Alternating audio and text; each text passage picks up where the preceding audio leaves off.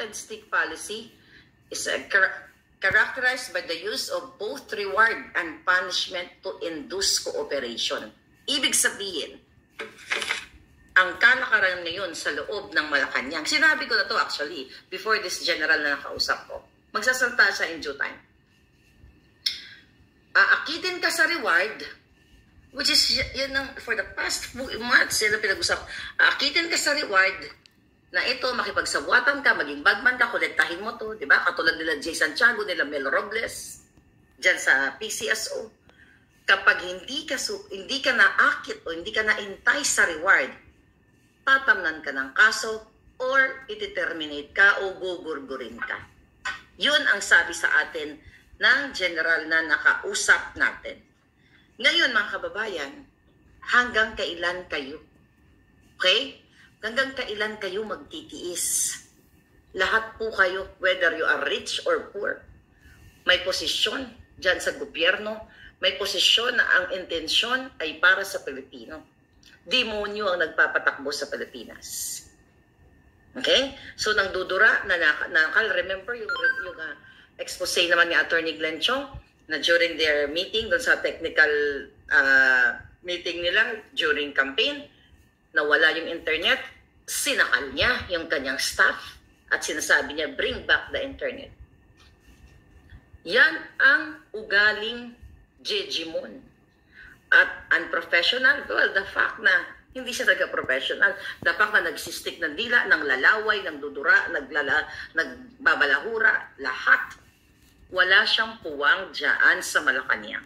Wala pong puwang yung hinayupak na babaeng yan na gastusin ang pera ninyo. And by the way, lingid sa kaalaman ninyo, nung December 30, New Year's Eve, mga palangga, okay? I hope nandito, ay, syempre party yan sila. Bonggang-bongga, ayon sa ating, sa ating puting ahas, like 15 to 20 minutes ang kanilang fireworks display. Natin to. Okay. Ang galing yan. Yan. Picture na lang natin ito mga palangga.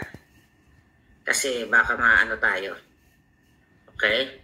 Ito, tignan natin ito. Sarap-sarap ng party ng mga hayop.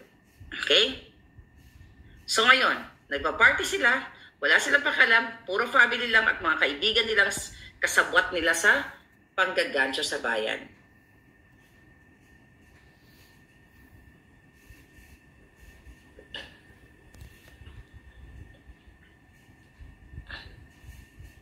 Okay, here. Yan, ano lang pala, picture lang. So, ayan, sinad na sa para malaman ni Lisa na alam ko yung activities niya. Ayan. So, ayan, lagi silang nagkukubli. Okay? Lagi silang nagkukubli sa taong bayan sa kanilang gagahasa nila, panggagastos nila sa pera ng bayan. Okay, mga palangga. So, ngayon, balikan natin itong ginagawa ni Lisa Smugs na pangdura. Oh, by the way, additional. Okay? Isa sa pamilya ng Aquino, Oreta Aquino, ang dinuraan din ni Lisa Smugs. But ito many years back na ito. Hindi to recent. Mga nakaraan na to. Sinasabi ko lang sa inyo na ganito pala talaga katalamak ang babaeng ito. Mahilig mangdura. Sabi ko nga, yan po ang manifestation ng mga taong nagpupulburon. Dura ng dura. Di ba? Lasing ng lasing yung babaeng ito. At nung December 31, New Year's Eve dyan sa Pilipinas, ay lasing na naman. At na-tense sila.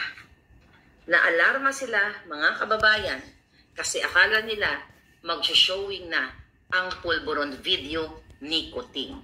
Kaya naman, ibang puting ahas naman ito, natataranta sila, nag-jive lahat ng mga information na nakarating sa atin, na nagmamadali silang i-meeting. Okay, araw-araw nagmi-meeting sila yata patungkol dito para tayo ipabagsak talaga. Patayin lahat ang ating mga social media and literally, diba, remember? Yung hitman. Actually, tomorrow, we have another revelation about that hitman kung saan nila kinuha ang pera. Okay? So ngayon, mga kababayan, sino si General? Okay? Hindi natin pwede pangalanan ang General na binatukan ni Lisa. Okay?